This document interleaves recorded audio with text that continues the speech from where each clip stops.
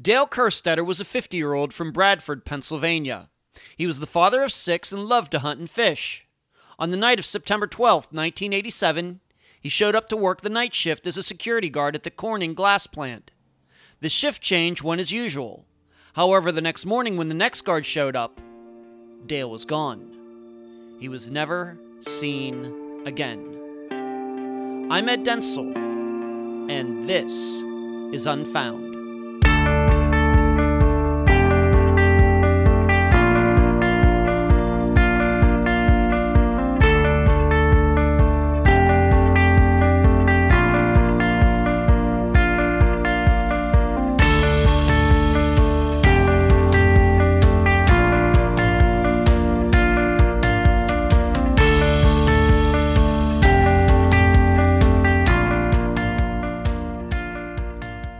Glass. How much do you know about it? I think the answer to that question for many people, including myself, is much like what the Supreme Court said about pornography and what James Bond said about gold. We know it when we see it. I can't help but notice the irony that we take something so much for granted that is practically invisible when perfectly clean.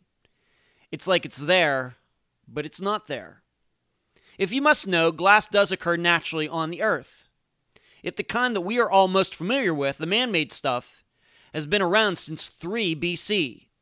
And it's made from sand, probably one of the last substances you'd ever think that could be turned into something transparent. Once again, that irony. But without it, our buildings would have to all be solid walls to keep the air conditioning and heat in. Many people wouldn't be able to see, and at least in the English language, we call a container a liquid is poured into a glass, even if it's plastic. One more time.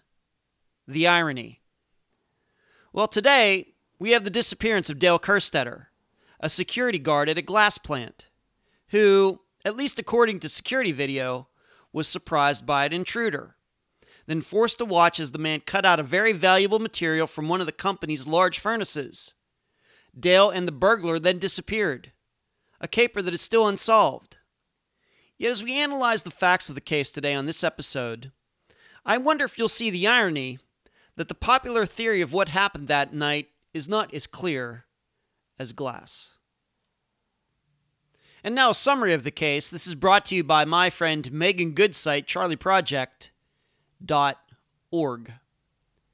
Dale Kerstetter, by all accounts, was your average type of Pennsylvania guy. He liked to hunt. He liked to fish. In general, he loved the great outdoors. And it helped that he lived in the central north part of the state, where all of his hobbies could be enjoyed. Although he was divorced a couple times, he maintained relationships with all of his children, and in fact lived with his 16-year-old son. Really, the only issue going on in Dale's life at the time of his disappearance was that his employer, Corning, was planning to sell. And there were rumblings going around that many people would be let go. In fact, many employees had already been laid off before Dale's disappearance. To take up some of the slack, Dale had offered to get a few more hours on his paycheck by being the night shift security guard, although he had no prior experience, an offer Corning said yes to. So, on September 12, 1987, Dale was only a few weeks into his new job. He arrived at 11 p.m. and the shift change went as planned. As part of the job, Dale had the responsibility to call into Corning's main office every hour, on the hour, to let them know everything was okay. Dale made the call at midnight. That was the last time anyone heard from him, although to this day there is no explanation as to why the office wasn't bothered by Dale not calling throughout the night. When the morning shift guard arrived, Dale's pickup was in the parking lot. His lunch was in the lunchroom, but he was nowhere to be found, and there was no signs of a break-in or violence. Dale was never heard from or seen again. In the following days, something else was discovered to be missing. A section of platinum had been cut out of a large furnace. This valuable material lined the tank so it would be resistant to the high temperatures used in making glass. The amount was valued at $250,000 in 1987 money. Upon review of videotapes, days later, Dale is seen on the video being led around by a masked burglar. And although Dale is seen in the video at various times, He is not seen leaving the plant. The following issues have complicated the investigation into Dale's disappearance. Number 1. The platinum taken that night has never been recovered. Number 2. The masked intruder has never been identified. And number 3. The large number of employees and ex-employees who would have wanted to get even, possibly by stealing from Corning, due to the company laying off people and selling the plant. Dale's family believes he had no hand in the theft that night. The entire case, including the taking of the platinum, remains unsolved. The guest for this episode is Heather Grotman, blogger and expert on the disappearance of Dale Kerstetter. Unfound news. It is with great sadness that I announce the passing of a former guest, Jessica Curtis. She is the sister of Tyler Stice, and she was the guest for that episode. She passed away last Wednesday, October 10th. I found out about it while I was in Orlando. I took the news very hard, and I can tell you her death will affect me for a long time. We cannot allow ourselves to forget her or her brother. Rest in peace, Jessica. Next, we passed the 100th case covered on Unfound without me knowing it. I guess that's how busy I am. Alyssa Turney's case from 2 weeks ago was case 100. It seems like yesterday I was putting together the very first episodes, and that was over 2 years ago. I can also remember when the Unfound podcast discussion group only had like 62 members in it. Now it's over 3,400. Which is crazy. The credit goes to all of you, the listeners. Thank you. Finally, I've started on Volume 5 of the Unfound book series. Look for it very soon. Thanks. Where you can find Unfound. Unfound is on Facebook, Instagram, Twitter, YouTube, iTunes, Podomatic, Stitcher, Podbean, and Spotify. Concerning Facebook, please join us on Wednesday nights at 9 p.m. Eastern for the Unfound live show on the Unfound page. And I need to give a shout out to all the new followers on the Podomatic app, gaining more and more of them every week. The email address, unfoundpodcast@gmail.com. The website, unfoundpodcast.com. The website at Trib Total Media, triblive.com/news/unfound. Unfound has Patreon and PayPal accounts. Patreon.com/unfoundpodcast. You automatically get access to the private Unfound blog, and you get a free ebook with a $2 per month contribution. This week, I need to thank Sarah and Joy. And then the PayPal account, unfoundpodcast@gmail.com. Unfound merchandise, volumes 1, 2, 3, and 4 on Amazon in both paperback and ebook form. If you've bought one of them, please give them a nice review. The playing cards at makeplayingcards.com/sell/unfound podcast. Shirts for almost all of Unfound's cases at myshopify.com. And please mention Unfound on all true crime Facebook pages and other websites and forums. Thank you. I'm so happy to have on this episode of Unfound a writer at the Lost and Found blogs, Heather Grotman. Heather, welcome to Unfound. Hello, Ed. It's nice to be here. Heather, you are following up a couple other bloggers who have been on Unfound over the last year and a half. We had Anthony and his blog. He was the guest for the Tammy Leppert episode and also the Evelyn Hartley episode. And then we had Dennis Mahan on twice, where he was interviewed regarding Kent Jacobs and then Kristen Modafferi. And so you're our third blogger on here, so I'm happy to have you on to talk about Dale Kerstetter.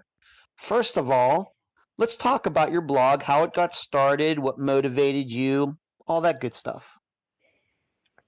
Well, I've always been a big fan of the television show Unsolved Mysteries. So there's a big message board on Sitcoms Online. I moderated it for several years, would talk about the cases there, post, lengthy posts, analyzing things. And it just kind of grew from there. And I wanted to try my hand at writing articles. And I was always researching on the board even to kind of find out what had happened with the cases. So it just kind of grew in to having my own blog about cases that I could go more in depth and research. Right, and you do a lot of research. Anybody that's going to go to your blog is going to find that you're not a person who is just ripping off of Wikipedia and everything. You actually get to talk to family members, friends of the missing person, much like Dennis and Anthony do with their blogs. And so your blog is very much like Unfound. You're not ripping anybody off. You're finding original material. Yes, and I like to find accurate information, and talking to the relatives and friends helps with that. It certainly does. How long have you been doing this blog, and how do you pick out your cases? I just started in May, so just a few months now.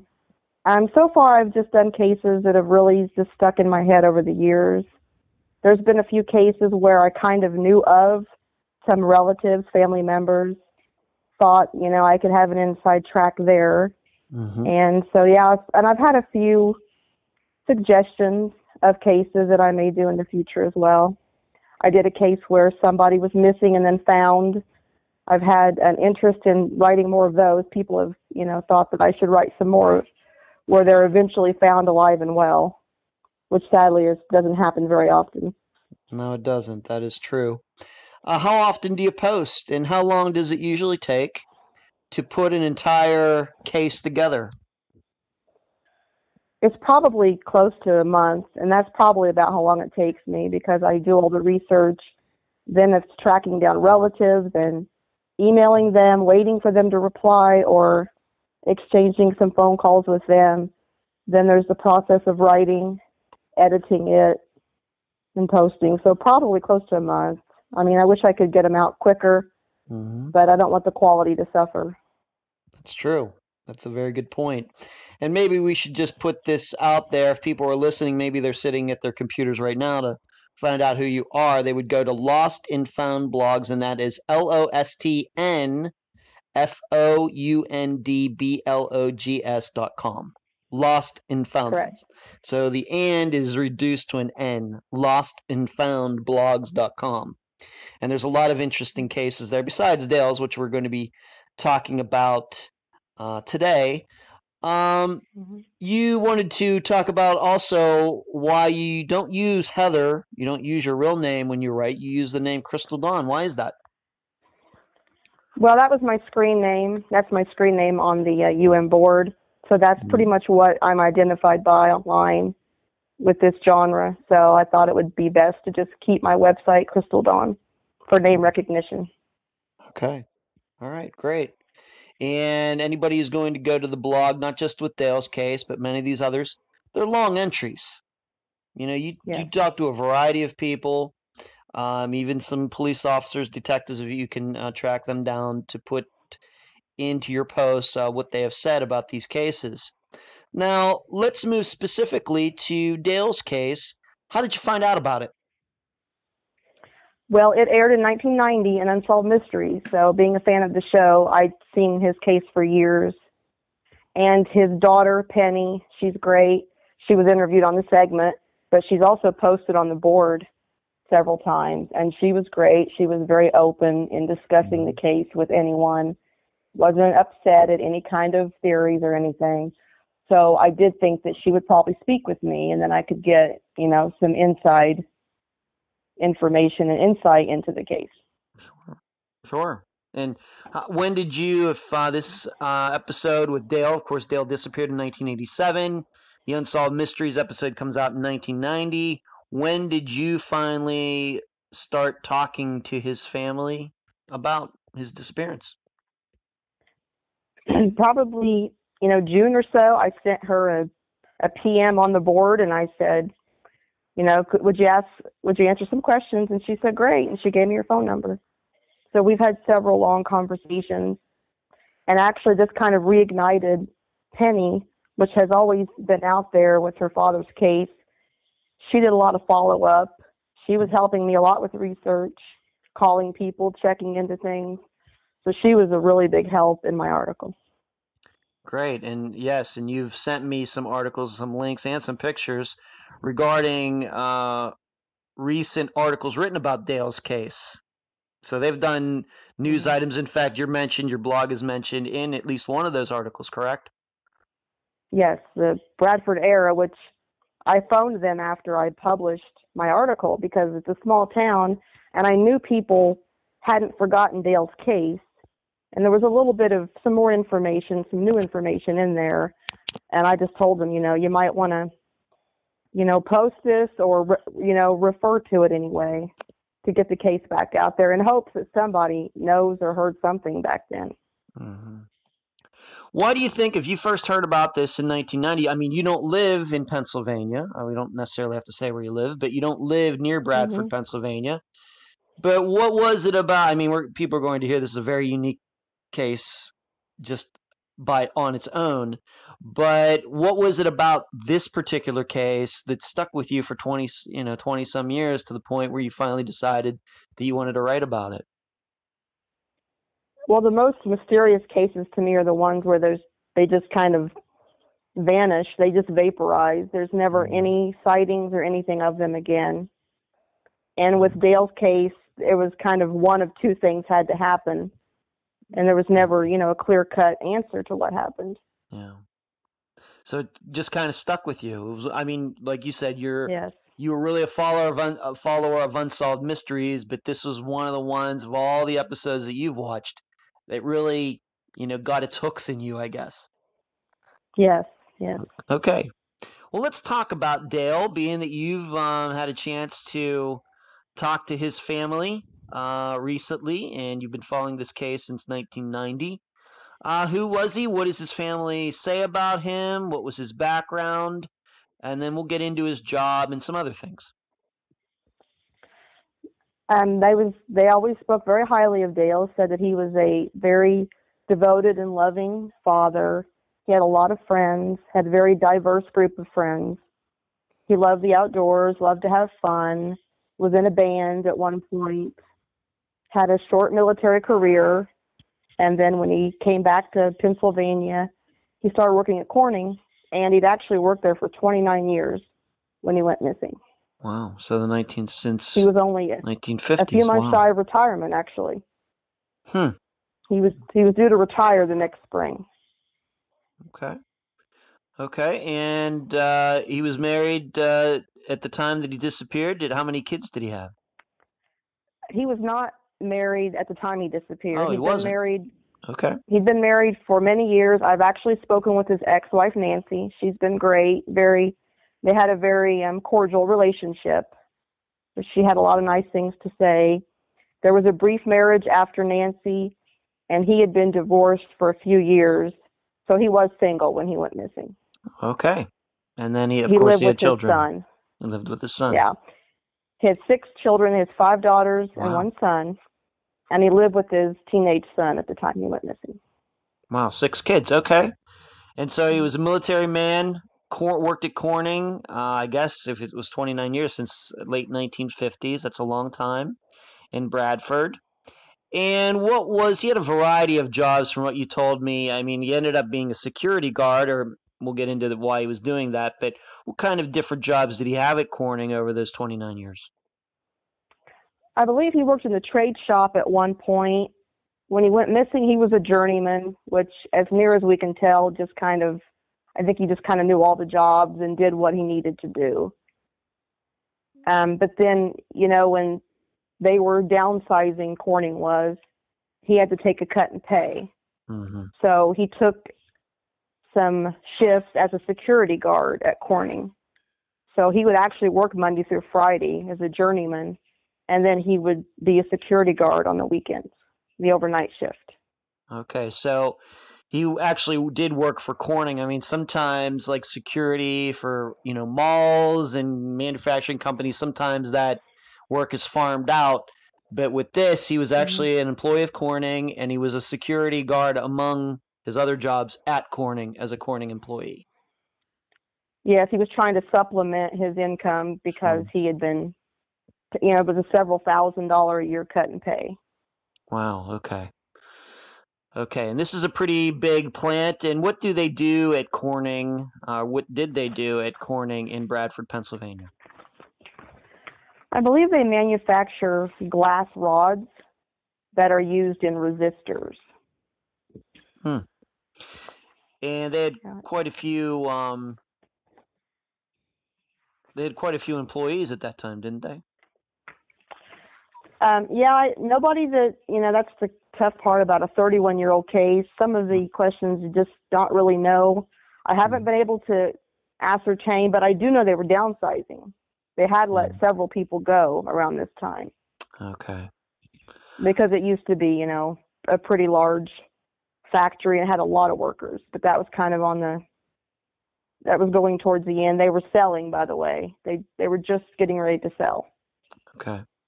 So being that you have had a chance to get to know the family, talk to his ex-wife, what do they remember about those days and the months leading up to his disappearance? Anything strange? Was he having any money issues? To your knowledge, to their knowledge, frankly, did Dale have any vices like gambling or anything like that? Anything that was unusual? And in fact, maybe I don't know how unusual this was, but he was a hero at something. He did something that got him some attention. Maybe you can tell the listeners about that as well. Yeah, several years prior, he was working at Corning, and a forklift had rolled under this flowing molten glass, and the forklift had a couple of propane tanks fitted to it. So you can imagine what would have happened had the hot glass hit the propane. Right. So Dale was out worrying about his own safety. He jumped on the forklift and drove it away from the glass. And they even theorized on the Unsolved Mysteries segment that could have saved half a dozen lives and hundreds of thousands of dollars in damage. Wow. Okay. So he was a brave guy looking out for his fellow employees. Seems like a good guy. Yeah.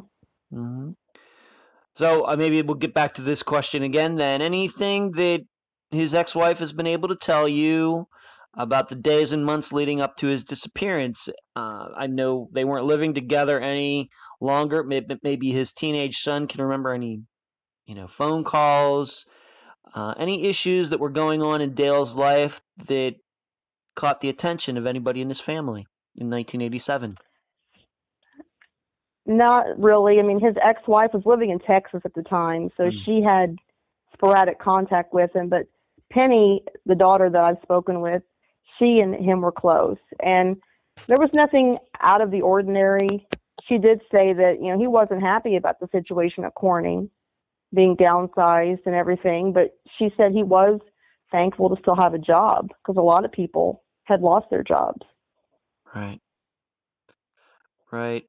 Any new friends in his life? I'm going to guess that maybe at Corning they had a union, maybe guys or women trying to, if they thought that they were going to get let go, maybe trying to cause trouble, anything like that any of Dale's family could remember? No, not that she was aware of. There was a couple of bars that he would frequent, and it just had his regular friends in there from what she knew. Okay. So we come up to the day of September 12th, 1987. Please give the listeners what are the general facts. We already know that he was a journeyman, kind of maybe a jack of all trades, working at the plant there at Corning, and then he was a security guard that night, and he shows up for work for the overnight shift, right? Yes, he showed up about 10:30, so that would be Saturday, yeah. And Art Peterson was who he relieved, and his shift started at 11. So 11 p.m. to 7 a.m. was normally his shift. So as far as anyone knew that night, all was quiet. Nobody was alerted to anything. Mm-hmm. And then John Lindquist came the next morning at 7 a.m. to relieve Dale, and he couldn't find Dale. He went in the break room, and Dale's lunch was in there. It was uneaten. And first, he just kind of thought maybe there was a medical issue. Went to look around, and the details were fuzzy from then on, but I believe that Corning just kind of looked themselves for Dale all throughout the day, because they didn't phone the police until 5 p.m. on Sunday. So like 36 hours later, something like that. Unless, I'm not sure whether technically, when they say Dale's shift was Saturday, I don't know whether that meant he got there at 10:30 p.m. Friday or 10:30 p.m. Saturday. Okay. Still, they couldn't do anything right away. When you say that he's working the security guard, I'm going to take for granted that this is a pretty big plant, maybe 100,000 square feet plant. He is the only security guard there. Yes. Okay. And so he had told Penny. Please. He had told Penny in the months before that he would not be patrolling that factory alone without his gun, because he had a gun that he always brought with him on his security guard shifts. Okay. Do you know if, when I think of generally a plant, there's like a gate that you have to back in 1987, technology, you might have to slide a card or type in a code or anything. Or was Dale's office where he would hang out, maybe when he wasn't making his rounds, was it at like a gatehouse or something like that? Do you know? From what I understand, it was just right inside the door was the room where the security guard was, and Dale's truck was parked just outside, so it was very close to the building. Okay. And in fact, there was a few times when Penny and her friends would be out, and they would go by to see Dale, and the door was never locked. They were able to just walk right in. Okay.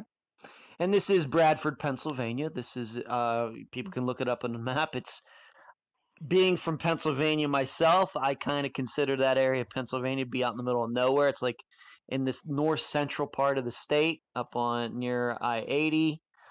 It's not near Pittsburgh. It's not near Philadelphia. And so, it's hard to say what could really happen there. Of course, we know he disappeared there, but I don't know if that was predictable. So it's not like he felt like he needed to walk with a gun, but it's not like this plant was in a dangerous area. No, in fact, when they noticed that Dale's truck was still there, even though Dale was missing, and the keys were in the ignition, which Penny said was not uncommon at all back then, and it was a brand new truck. He had a carton of cigarettes in there, his holster was in there, and there was also a backpack in there that Penny and Nancy aren't really disputing it's his, but they thought it was kind of odd because they didn't even know Dale to carry a backpack or have a backpack. Okay. Well, let's talk about that. So the guy that's supposed to relieve Dale gets there. He can't find him. He finds his lunch in the break room. Dale's truck is outside. It's unlocked. Did you say the keys were in it? The keys weren't in it.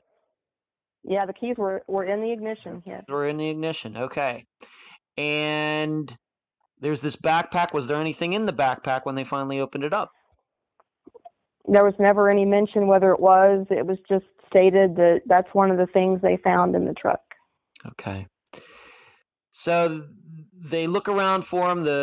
Nobody sees him. Not sure what to think. I guess this plant isn't working. Nobody is coming to work on the weekends. I guess this is just some kind of plant that only is operating during the week, but still they need somebody there because there's a lot of valuable things there that once again we'll talk about. And then you said that Corning didn't finally call the police. They didn't call the police, let's just put it this way, as soon as they should have. So what happened then? So at 5 p.m., the police started their investigation. They did search. There was a nearby creek called Tuna Creek. They searched it. They had volunteers searching the woods that were near the factory.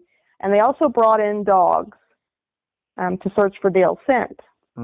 And the dogs alerted up to the kiln, the furnace, which they also refer to as the tank. The dogs alerted up to that area for Dale's scent, and that really shouldn't have been on Dale's rounds. Okay. So.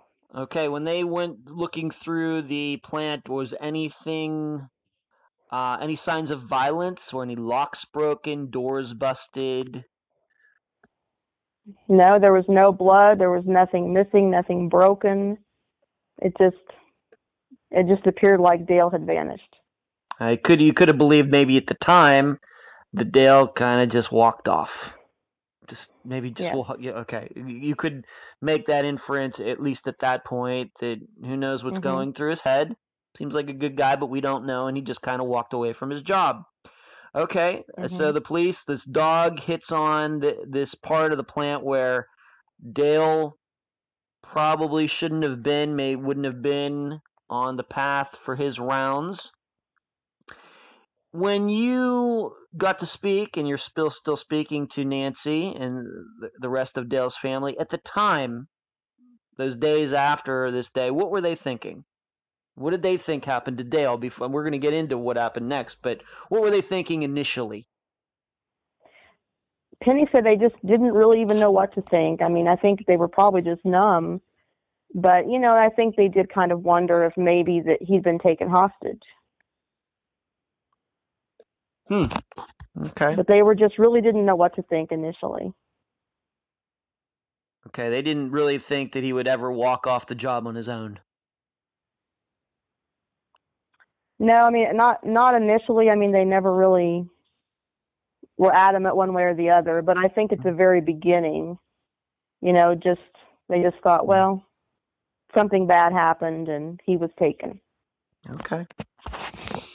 All right, so the police are looking into this, and then so there's a few days where everybody's a little stumped, I guess, from that weekend. Gets into the next week. I guess everybody comes back to work on Monday. The plant starts maybe operating again.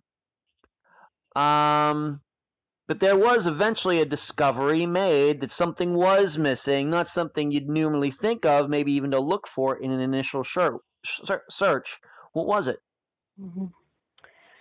Well, about 4 days after Dale went missing, Patrick Foley decided to look at the surveillance cameras. All right, we have to identify who Patrick Foley is. Who is Patrick Foley? He was listed as the former personnel manager at Corning. Okay. And Corning had 4 cameras. I'm not sure exactly where they were all positioned, but he decided to look at the 4 cameras and was completely shocked by what he saw on the cameras. There was a masked intruder. First he's seen by himself. I'm not sure the chronology of these because it's just, there's never any set, you know, they just kind of show you pictures or describe them. But I believe that he was seen hiding behind boxes, the first glimpse. So he's seen by himself. Then Dale is seen with the masked intruder. It appears as if they're just standing there having a conversation. Then, according to Patrick Foley's interview on Unsolved Mysteries, the intruder starts to go towards where the tank would be. Then at one point, it shows Dale and the intruder walking, but the intruder is walking a little bit behind Dale, and you can't see his right hand. It almost, I mean, just speculation, but he could have even had some kind of a gun on him because it was just odd the way they were walking. Not side by side, a little bit behind Dale. Okay. Then the intruder is seen, after they're seen together walking, they also walk right where one of the cameras is, and Dale looks right at the camera as they're walking by it. Mm-hmm. And the next thing you see is the intruder alone, and he's got this large bag on a dolly pushing it. And then that's the last that you see of Dale or the intruder. Okay. Now, going back to the Unsolved Mysteries episode from 1990, the video that if somebody were to happen to find that episode online, that's a recreation of what happened. That is not actually the video that Corning had. Yes. What you see in Unsolved Mysteries, it's a recreation. And they actually showed Penny. They showed her one part of the original video. Okay. And they showed her the part where Dale was looking up in the camera because I think they wanted to know her opinion. You know, what was he trying to convey? Mm-hmm. And so, and the state trooper that I spoke with, he said the quality of this video was terrible. He almost likened it to that the lens needed cleaned off. Okay. So he said the reenactment on Unsolved Mysteries was much clearer than the original video was. Right. We have to remember that it was 1987. We're still using like VHS tapes, and it's in a plant. So I'm going to say the air is maybe a little dirty, and a film's going to develop on the lens of the camera, and I'm sure nobody ever wipes it off. So that's very easy to believe, isn't it? Yes. Yeah. So if anybody happens to see any videos of Dale Kerstetter regarding this, those are all recreations, and those are actors in the video. So this must have been something. How did do you know how Nancy and the family reacted to the video? Obviously, she got to see a part of the real video. How did she react to it? Yeah, only Penny was the only one shown part of the original video, as far as I know. Okay. She seems to think that it was fear. It's kind of hard to say for sure. It's just one glance, but it was almost like he was alerting people to what was happening. So she initially thinks that the look that she saw was fear. Okay. And just to be clear about this, at the beginning of the video, Dale was seen with this, seemingly a robber of some type, but then the last image on the video is of the robber alone. But like you said, there's like a huge bag that possibly, we don't know this, possibly Dale was inside the bag, possibly. Yeah, there was a very large bag, and I can get into later how much the platinum would have weighed, but Dale was only 5'4" and weighed like 130 pounds. Okay. Smaller guy. Yeah. Okay.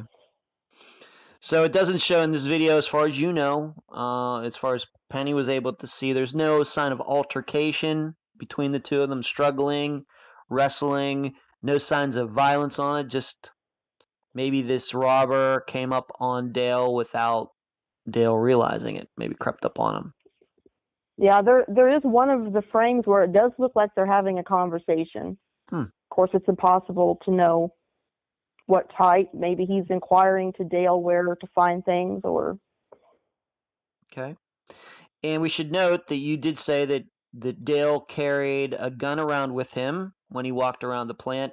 Was his gun found when the police searched? None. No, Dale and his gun were both missing. Okay. Very good.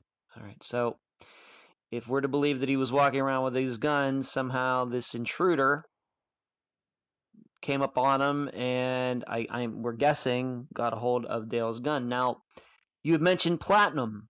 This is the next part of this. So we had this video that it took at least a few days, it seems, to anybody to look at it. I think these days that would have been number one, maybe not back in 1987. And these are just interior cameras, no exterior cameras. Yes, correct. Okay, so we can't see if this intruder drove up another vehicle or he walked up the plant. We don't know. Yes. Okay. You mentioned platinum. Why did you mention that? What does that have to do with this disappearance? So it was widely known in the factory and probably Bradford that they did have platinum that lined the furnace at Corning. Platinum is very tolerant to the very high temperatures that they would need in the hot glass. So there were platinum rods lined in the furnace. So as soon as Patrick Foley, he knew that the dogs alerted to that area, he sees the masked intruder, then they think to check the furnace.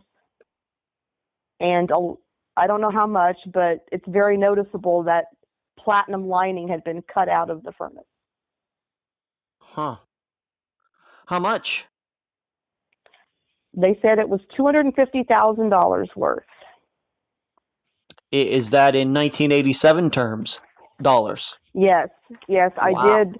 Wow. I did look it up, and at the point back then in 1987, it was about $600 an ounce.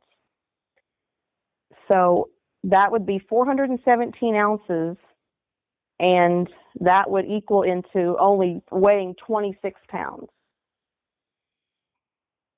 Okay, so since 1987, 250. So that would be, let's just say double, at least double, maybe $500,000 today in 2018. Yeah, I looked it up, and it's probably close to $350,000 Okay. right now would be worth. Okay, right. We have to figure in what the price of platinum, I guess, is these days. I was just figuring for inflation, but yes, being that that's a commodity, you'd have to figure out, it goes up and down like gold or silver. And in fact, platinum is more valuable per ounce than gold is. Yes. Okay, so got this very expensive material lining the furnace there because it's very resistant to the temperatures that are used, that you get to when you're making glass. Platinum, was it in sheet? Did you say it was in rods? It wasn't like in I sheets, believe but it was. rods. I believe it was rods. Okay. All right, And they so used a hacksaw to cut them out. okay. All right, so it was taken out. Any ideas, anybody, once again, since you've known about this, any idea how long it would take to hack that amount of platinum out of this furnace? No, I really don't. And people think it was an inside job because it was a very poorly lit area. It was in the middle of the night, and they knew where to go get the tools and everything they needed. And then with a hacksaw, I can't imagine it went very quickly. Right. But there's really just no way of knowing because nobody knew anything was wrong overnight that night. But Dale was supposed to check in, being a security guard. He was supposed to check in every hour with the home office. And according to them, the last time he checked in was midnight. So this happened sometime after that. He didn't check in back, I guess, at 1 a.m. Yes, and according to the surveillance, they think that the intruder was there just very shortly after Dale's shift started. Okay. Huh. Yeah, and we're going to talk about we are going to do we don't do a lot of theorizing on Unfound, but we're going to do it in this episode, being that you are not a family member, and I feel a little more comfortable doing that, and we'll talk about that a little later.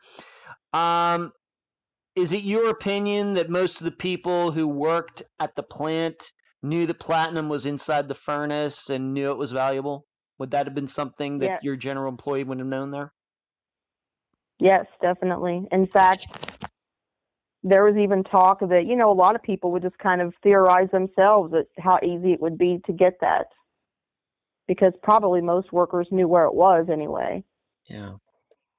So this must be a pretty big furnace for somebody that, a grown adult can get in there and actually use a saw to take. It's a pretty big furnace.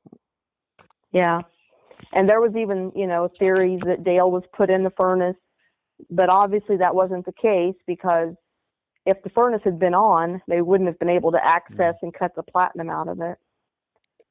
And Patrick Foley did tell the police that it hadn't been used for a few weeks before the disappearance. And so did the removing of this platinum from this furnace stall any of the work of making glass that was being done at the plant at all? I mean, you said it hadn't been used for a couple weeks, but I guess what I'm asking is, did they try to use the furnace without the platinum in it and something went wrong, or was there any damage? I'm not really sure. Like I said, they were in the middle of transitioning. They were selling the plant. In fact, I found an article that was just, I think, 3 days before Dale went missing, announcing that they were being sold. Okay. And so this is, you had mentioned before that the reason they even looked in there is because this dog hit on this furnace area. Is that right?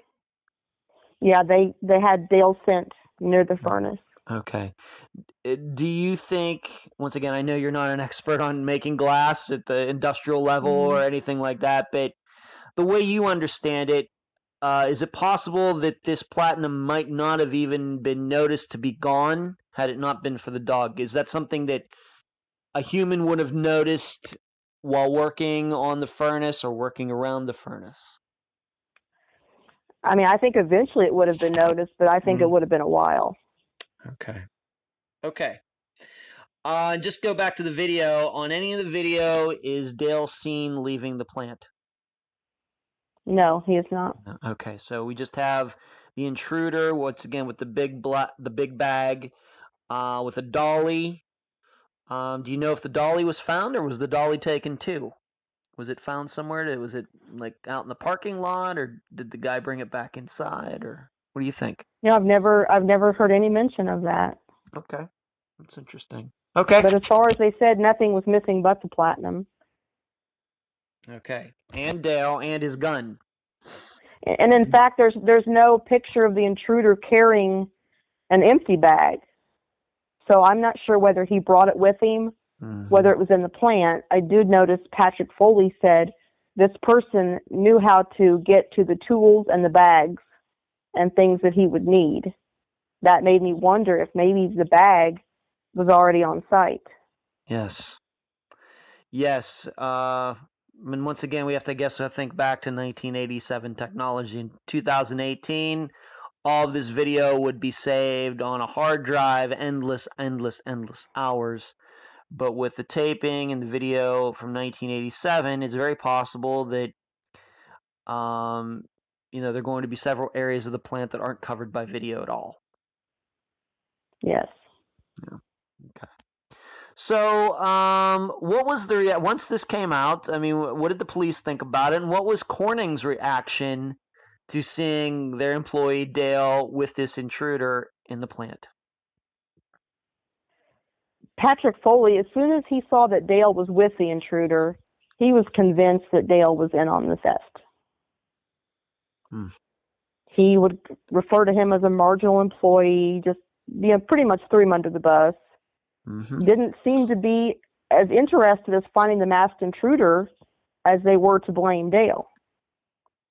Okay, so they threw him under the bus immediately. Do you now know any of the police theories? I mean, what did the police think when they saw the video? And you've had a chance to talk to at least one officer who worked on the case. If you're free to say, what were they thinking? Yes, I spoke with retired state trooper Max Bezak. He's actually the one that phoned Unsolved Mysteries and asked them to cover Dale's case. He said they were at a bit of an disadvantage, because they were called in 2 weeks after Dale went missing. And, I mean, his job was mainly to try to track down the platinum, see if he could find it. So he was calling and checking any kind of scrap yards, But he's kind of like everybody else. He's just kind of on the fence. I mean, he thinks that Dale was, if he was in on it, was double-crossed ultimately. Okay. But, the family kind of got the impression right off that the police kind of thought that Dale was in on it. Okay. And Corning's, but it doesn't sound like this Patrick guy, who sounds like to be the boss, did he actually come out and say that Dale could have been involved in the theft, or he just said that Dale was just a marginal employee and that's why this all happened? I guess there's a difference between the two. He was viewing the camera where Dale looks up in the camera, and his theory was Dale was saying, hey, I'm stealing your platinum and there's nothing you can do about it. Huh. Okay. All right.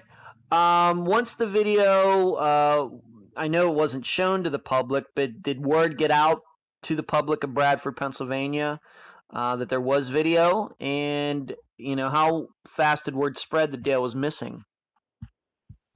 I'm not sure even how big the story got. I found a newspaper article where it did go into detail what was on the camera, but it was a very small town, so I'm sure word got out. But for some reason, they've never released the actual video. Never. Even 31 years later. That is interesting. I agree. And I would think they could at least with the build of the intruder, maybe that would be a clue. Somebody could say, well, hey, check out so-and-so. It could have been a past employee. It could have been a current employee. Sure. Dale, there were a lot of disgruntled workers. Yeah, I'm sure, being that it was downsizing, and I want to talk about that in a little bit. Right now, were there any sightings of Dale? Alleged sightings that here, there, anywhere? And in addition, if we're to believe that maybe Dale was taken hostage by this person who stole the platinum, were there any ransom demands or anything? Can you answer those questions? There were no ransom demands. No. The sightings that I I read about were just, pretty far-fetched, not even to be believed. One, I think he was laying near the train tracks reading a book. There was an unidentified body years later in Florida that I believe had a similar surgery to their knees that Dale did.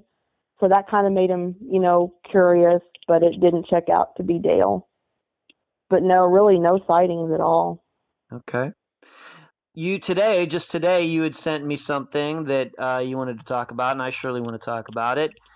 There was an identified body recovered in the country of Norway not long after Dale disappeared, and it kind of looks like Dale. How did that all come together that it could be Dale from Bradford, Pennsylvania to Norway? In my research, I came across, a message board, and people were convinced that was Dale, and they had a link to a newspaper article, and there was a man that had been hit and killed by a train.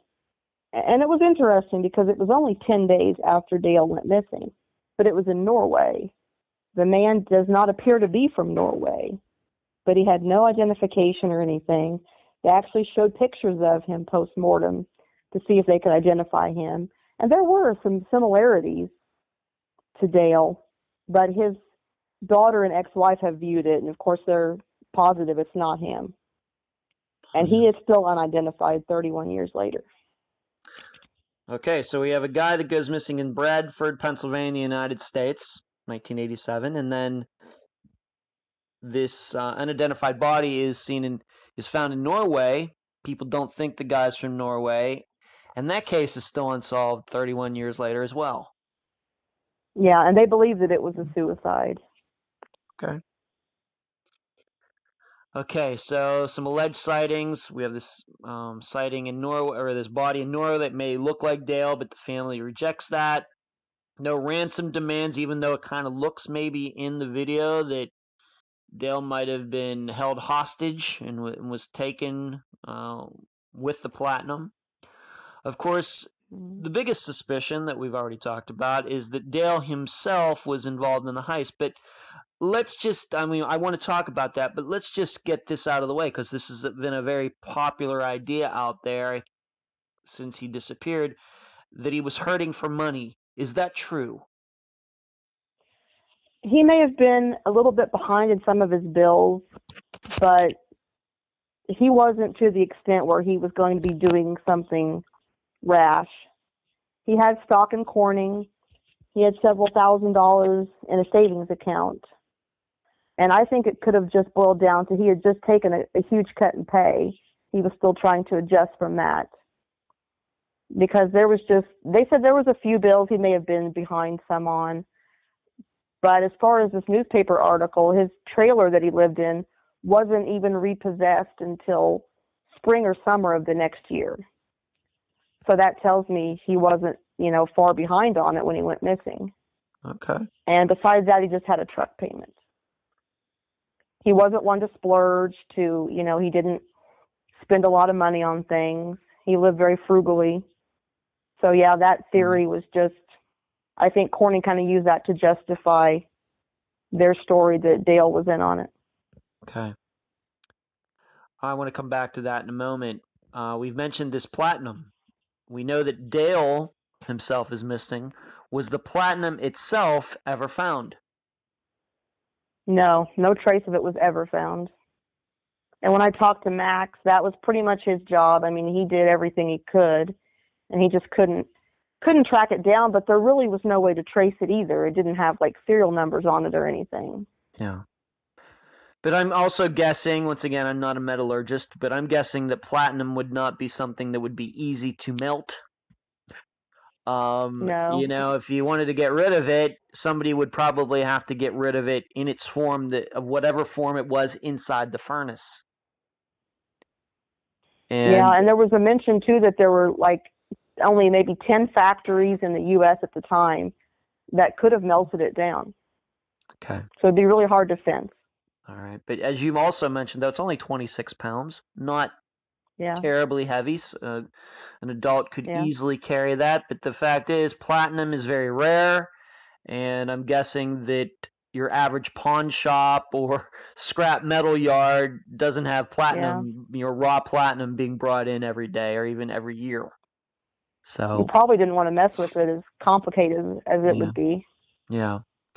You did mention to me, though, that did this detective that you've gotten to know, that you've gotten to talk to, he even looked outside the United States for maybe platinum being sold? There was this speculation because it's not very far from the Canadian border.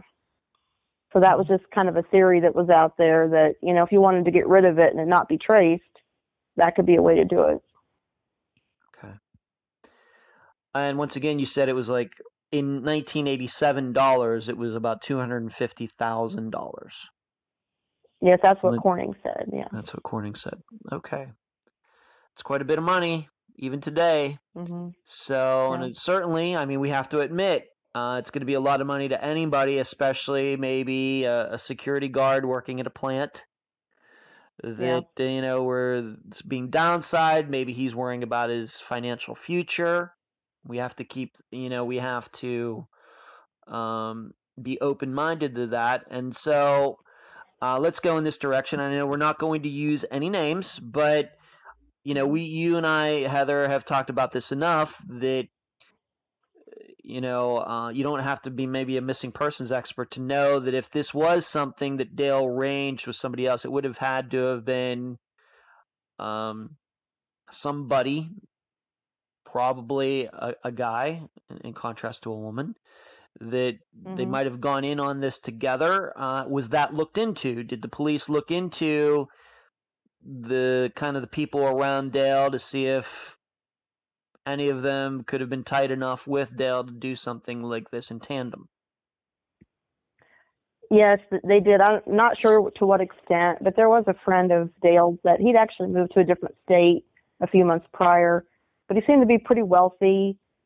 Really wasn't an explanation of how he got that wealth. So, of course, with the missing persons case, that kind of got their attention. Sure. So they did speak with him. He was never named, as a suspect or anything. Penny did get a chance to speak with him recently. He was very happy to speak with her. Dale was a dear friend of his, and he wanted, to talk about the case. And he really wasn't, sure. He mentioned that maybe Dale was double-crossed, but he did have a worker named Ollie who has since passed away. And he said that he would hear them in the bar just kind of talking about how easy it would be to steal the platinum. Now, you can take the story for what it's worth, but that's just another kind of a branch off of, one of the possibilities. Yeah. He had even mentioned that maybe Dale remains were in a gas well, because there were several of them around the plant. Mm-hmm. So we can visualize a scenario once again, and we don't know what happened. You don't know what happened. I don't know what happened, and we're not here to tarnish Dale's name in any way. Yeah. But it is not outside. If a friend is going to say that this Ollie guy is going to say that, maybe he heard or the friend said he heard Dale and this Ollie guy talking about this, then we have to think about that for a moment. But the fact is, there are a lot of people who probably worked at the plant who knew Dale that maybe got downsized, and Dale could have easily been surprised that night by somebody that he knew. Just because this heist might have been done by somebody he knew doesn't mean that Dale was involved. Yes, and working there for 29 years, he probably knew every single employee there. Right. And once you know about the case, and we got a few other things to talk about here before we're done. In your opinion, you've been living with this case for 28 years now since you saw it on Unsolved Mysteries. Do you think, is it more like circumstantial evidence that was an inside job, or how do you feel about this in 2018? I definitely think it was an inside job. I think the masked intruder was a former or current employee of Corning just because of, the specific area the platinum was in, the poor lighting, them knowing where all the tools were. I just can't see somebody off the street being able to do that. I agree with you. I agree. Being that you got to speak to this detective, and we should note he's in his 80s now, correct, Yes. Max? He's in his 80s now, and you did say that maybe some of his he had a lot of cases. Some of the recollections of Yeah. the investigation aren't as clear as they used to be. Um, at any point, if you can say, you don't have to, but if you can say, has he ever expressed the idea that it might have been an inside job, or has he ever expressed any opinion on whether Dale was involved or not? Yeah, I think everyone thinks it was an inside job, but we just don't know to what extent Dale knew. Mm-hmm. Whether Dale just happened to know who it was, maybe recognize their voice, or was Dale in on it to where, he didn't phone the police when he could have? Right. Right. Now, there's something else about this, and the people should know. Once again, most listeners know that I'm originally from Pennsylvania, but we're from Western Pennsylvania, over near Pittsburgh. I've been up near the Bradford area, up on I-80. It's probably one of the safest places in Pennsylvania. Just some farmland, a lot of mountains, and I just don't think it's one of the more, not a crime-ridden place area in Pennsylvania, not in 1987 and not now. But I don't know if this is a coincidence or not. Why don't you tell the listeners what happened just down the road in the town of Ridgway? And I know Ridgway very well because my family to this day has a hunting camp in Ridgway, so I've been there many times. Why don't you tell them what happened in Ridgway just a few months before Dale disappeared? Okay, so on August 20th, 1987, which was 3 weeks before Dale went missing, there was a 36-year-old Mickey Buck, and he was shot to death near the security shack where he worked. He worked at Motion Control Industries, and he was ending his shift. It was around 11 or so. And somebody came up and shot him, and he was found dead in the parking lot. And it's still very much a cold case, but I did find articles back in 2014. They received a tip that led them to some physical evidence. So they're just kind of retesting everything. But I haven't heard of any kind of suspect or motive or anything at this seemingly random shooting. So what you're saying is there was a security guard 3 weeks before Dale disappeared that was kind of working the night shift or the evening shift and was murdered around the time that it looks like this intruder showed up at Corning 3 weeks later. Yeah, they don't clarify whether he was a security guard, but they did say he was leaving his shift and he was shot near the security guard station. But yeah, and it would be about the same time of night that the masked intruder came into Corning. Yeah, 3 weeks later. 11 or so. And just to reiterate, this murder in Ridgway is still unsolved 31 years later. Yes. And I haven't been to Ridgway for years, but I'm going to guess there aren't many murders in that town. It's not a very big town even to start. So I'm going to, I couldn't even guess, but I'm going to say there haven't been many murders since 1987 in Ridgway. And so it's just kind of weird that a guy is shot around the same time, not far away from where Dale disappeared. And I can't help but think that there might be a connection there. Were you able to find anything else about that murder? Any interviews with that guy's family as to what could have happened, or any articles? Maybe that could be something we could look into, see if they ever put the connection between their loved one being murdered in Ridgway and the disappearance of Dale. What do you think about that? Yeah, that's a good point. I did find some quotes. There are a few articles since the case kind of got rejuvenated a few years ago, but they're still pretty tight-lipped. It made it sound like someone called in and told them where they could find some more evidence, and they were able to find it, but they didn't mention what it was. Okay. And this guy was shot, and we have to remember that Dale disappeared and his gun disappeared, and maybe the intruder at the Corning plant had a gun as well. That's a possibility. Yeah, he was shot 3 times. Mickey was shot he was shot at 3 times. He was hit twice. So we have these videos. We have the theft of this platinum that's never been found to this day. That would be hard to get rid of. In fact, I know we talked about stealing platinum. That you'd have to. What do you think about this, Heather? You'd almost have to have a plan beforehand of how you were going to get rid of it if you wanted to get any money for it. That wouldn't be something that you would get and then figure out afterwards.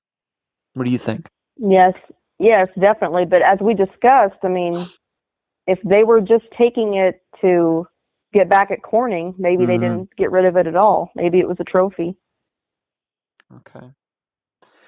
Now, we had talked about something else. I mean, we'd thrown around a few names. In fact, you and I talked about Patrick Foley possibly having a reason to want to steal the platinum. Can we talk about that?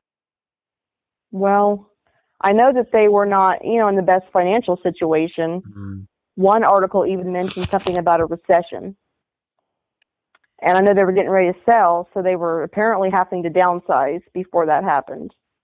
And apparently there was union issues going on.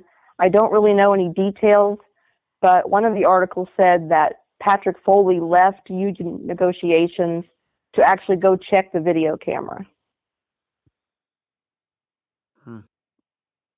So it just suddenly occurred to him, like you said, they didn't check it right when they discovered that Dale was missing, like when the next security guard showed up and Dale's not there. I mean, I think me personally, you probably personally as well, you show up for work, person's not there, and there's video, that's the first place I would go.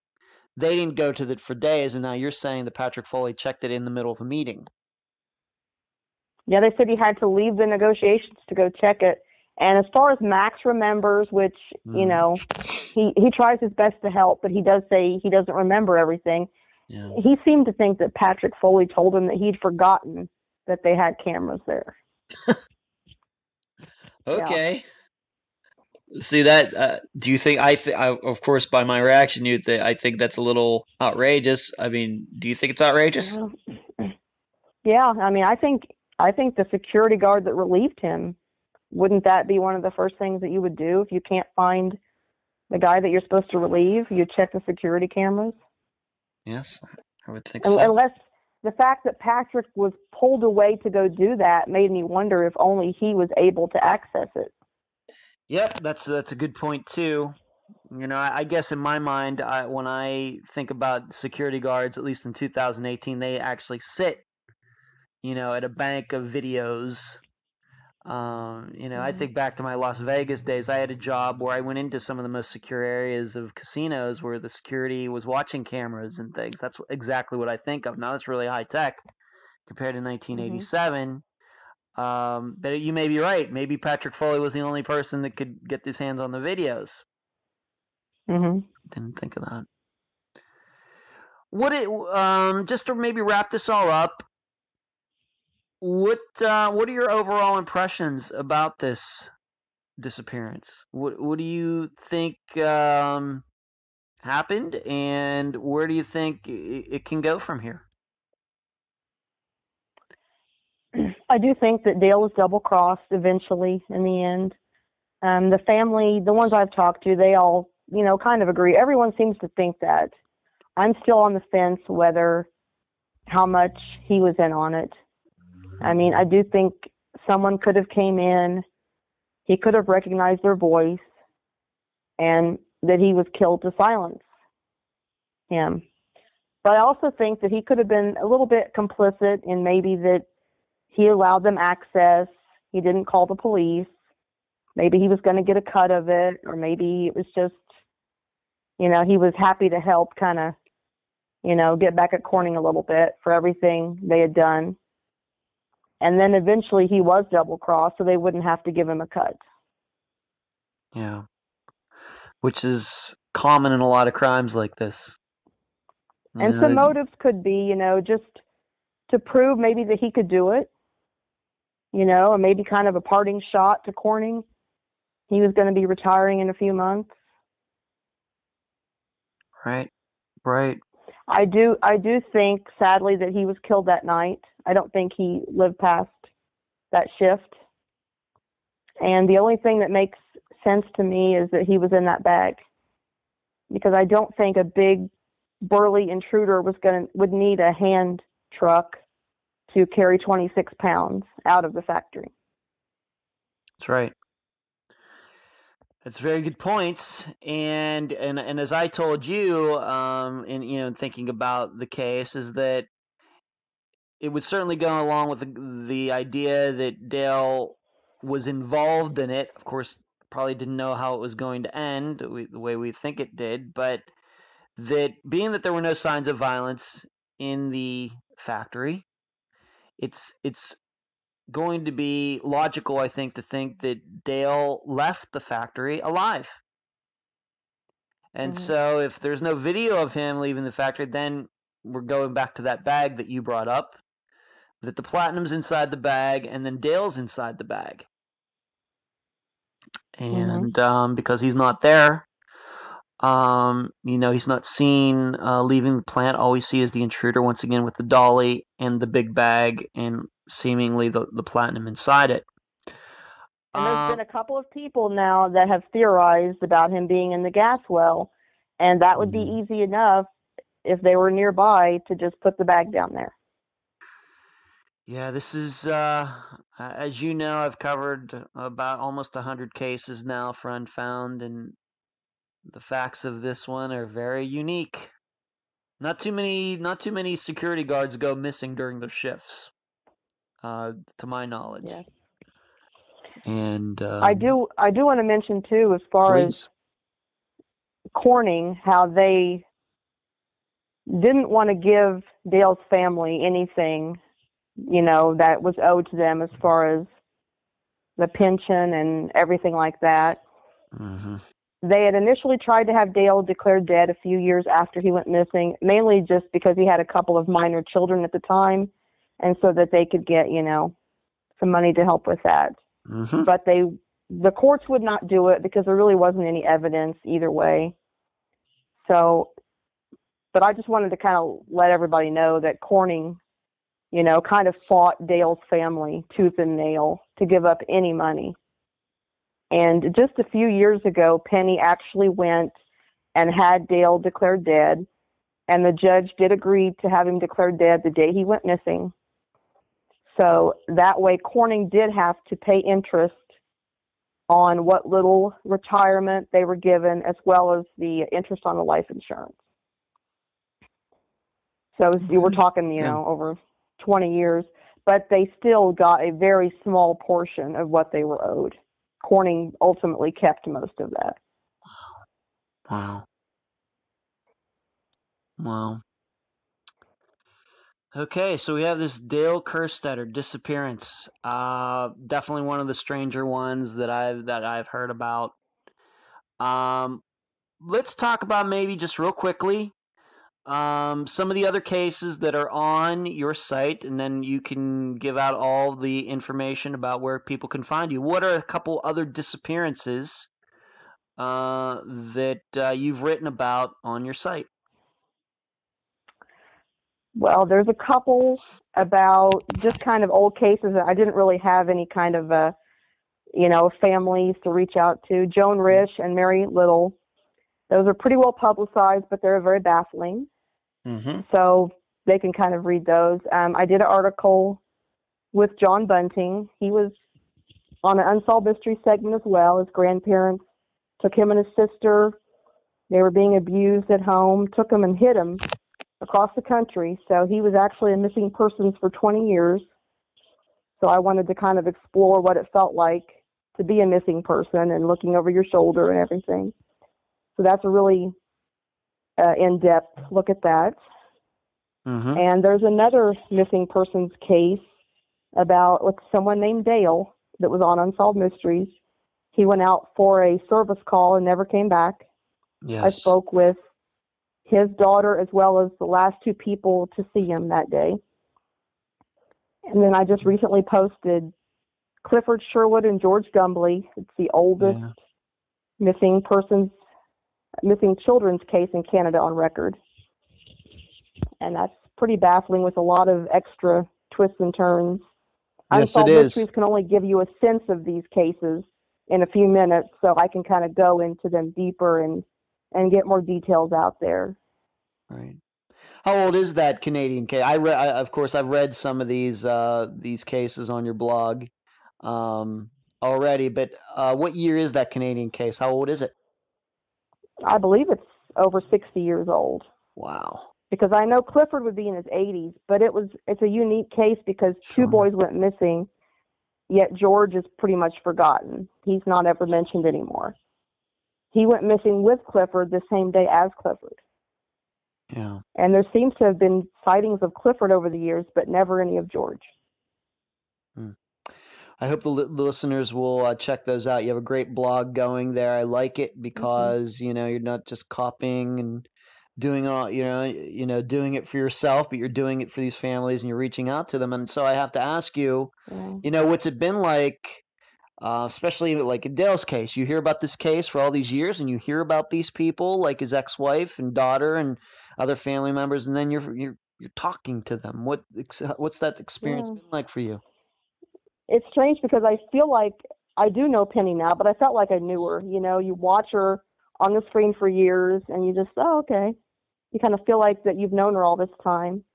It is a lot better. I don't want Dale to just be known by his disappearance, like I mentioned in the blog, and in some of these cases, they just get covered up with that. Yeah. And I want to write more about the person, what the kind of person they were, and give a description of that. So the readers, take that with them as well. Yes. Yes. Why don't you tell the listeners once again, give out the address of your blog, the name of it, and anywhere else you can be found on social media, anywhere else. Okay, it's Lost and Found Blogs. It's LOSTNFOUNDBLOGS. And I also have a subscription if you want me to send email alerts when the articles come out. I have Facebook, Twitter, and Instagram also, all under the same spelling, Lost and Found Blogs. Okay. And you are a member, you are in the Unfound Podcast discussion group, true? Yes, true. All right, great. So the listeners can find you there if they'd like to talk to you about, of course, most importantly, Dale's case that we've covered in this episode. And then, of course, if you want to talk to the listeners about some of the other things you've written about in the Unfound Podcast discussion group, that's fine with me as well. Everybody's welcome. Working on new cases all the time. Yes, working on a couple right now. So. Aren't we all? Aren't we all? That's true. That's totally true. Any last words before we complete this interview, Heather? Well, I appreciate you having me on here. Like I said, you're one of the few podcasts that I listen to because I'll give you some compliments now because I like how seriously you take these cases as well. That's very kind. Thank you. Thank you. Well, it's a great feeling to get attention to these cases that have lied dormant for so long.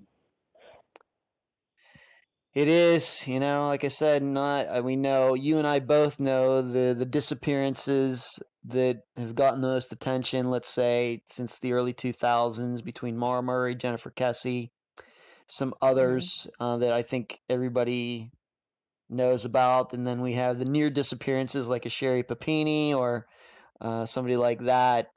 It would be nice if all disappearances got that treatment that end up on the cover of People magazine, like some missing people end up being on there. So it would be nice, and I think we're both trying to make that happen. Yeah, in some of these cases, I mean, there's not going to be a happy resolution, but all these years later, maybe there's somebody that knows something or somebody that's willing to talk that wasn't initially. Yes. Well, I appreciate you being on the program. Just to remind everybody, it's lostandfoundblogs.com, and this is Heather Grotman. Heather, thank you for being on this episode of Unfound. Thank you for having me. You're welcome. And that was my interview with Heather Grotman, blogger at lostandfoundblogs.com.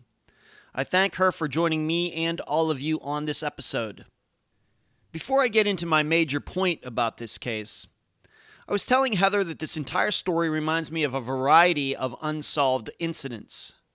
D.B. Cooper, the Sons of the Gestapo train derailment in Arizona, the Gardner Museum art heist, and the Metcalf power grid attack near San Jose, California. If you haven't heard of some of those, you should look them up. The interesting part is that there is the belief all of them were to some extent inside jobs, that they were pulled off by people who had more than casual knowledge of the places shot up, robbed, or sabotaged. This is what leads me personally, as Heather and I already discussed, to believe the heist was an inside job, on top of the fact that it makes the most sense. So the question then becomes, if it was an inside job that one of Dale's co-workers or former co-workers is the masked man, then Dale had to have known who was behind the mask. There's no doubt about that. Then we have to take the next logical step to say, if it makes sense that Dale knew the guy, then was Dale involved, and what does that mean regarding the disappearance? Also, I think Heather is onto something when she says that the heist might have only been done to embarrass Corning, and that it wasn't necessarily for profit. I think she says that for a few reasons, and these are the ones that come to my mind.